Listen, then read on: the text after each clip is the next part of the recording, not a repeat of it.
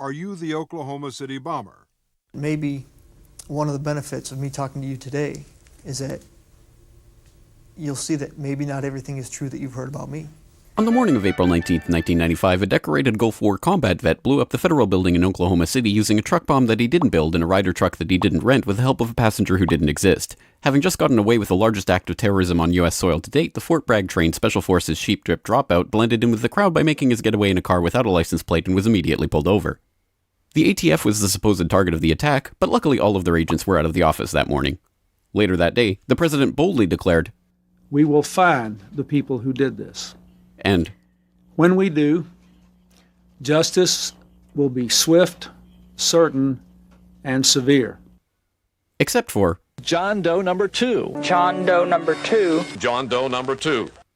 Who, according to the FBI, never existed. In McVey's unprecedented 3.5-week trial, the prosecution didn't show the CCTV footage of him and John Doe number 2 parking the Ryder truck. Didn't explain why 24 separate witnesses mass hallucinated the existence of John Doe number 2. Didn't explain why the government was testing truck bombs and the Army was storing Ryder trucks at Camp Gruber right before the bombing, and didn't talk to the FBI informants who blew the whistle on the plot. But they did collaborate with the CIA, and they did convict McVey as the lone wolf bomber and Terry Nichols as his bomb-constructing accomplice. Still, a bunch of crazy conspiracy theorists, including 300 bombing victims, insist on talking about facts and evidence and refuse to simply believe what they've been told a million times by people in tailored suits with well-coiffed hair. They quote the U.S. Army Brigadier General and the FBI crime lab whistleblower and the inventor of the neutron bomb who point out the physical impossibility that the Ryder truck bomb did the damage to the building, but that doesn't matter because if there were other bombs in the building that day, we would have heard about them. The second explosive was found and defused. I think he said another bomb. The Justice Department is reporting that a second explosive device has been found. They then found a third device, which was also larger than the first. And I see another bomb truck going, so apparently they're going to try to get out that third bomb. The FBI claims to have lost the footage showing McVey and John Doe number 2 parking the truck in front of the Murrah building that morning, but that's understandable because the Bureau has a lot of important evidence to store. Terry Nichols insists the FBI was involved in the plot, but thankfully a judge has saved us the trouble of listening to him by preventing lawyers from deposing him. There was a bomb squad truck parked across the street 2 hours before the blast, but that just shows the authorities were prepared for anything.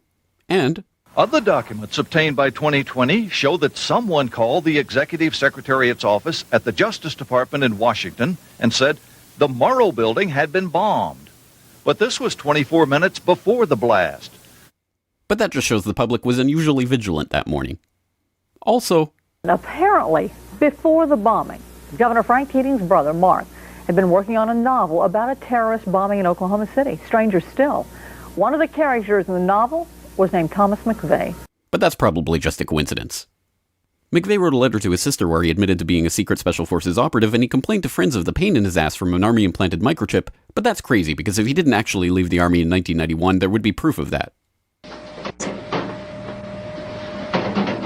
McVey was not executed on May 16, 2001 as scheduled because the FBI had failed to turn over thousands of pages of evidence to McVey's defense attorneys.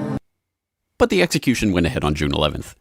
In a highly unusual and secret agreement, no autopsy was performed. One witness said he was still breathing, and the prison officials admitted his hearse was a decoy. Then, the case was officially closed. And if you question any part of this story, you are a paranoid wingnut birther, truther, tenther, prepper conspiracy loon who'd bring up any of these points ever again. Ever.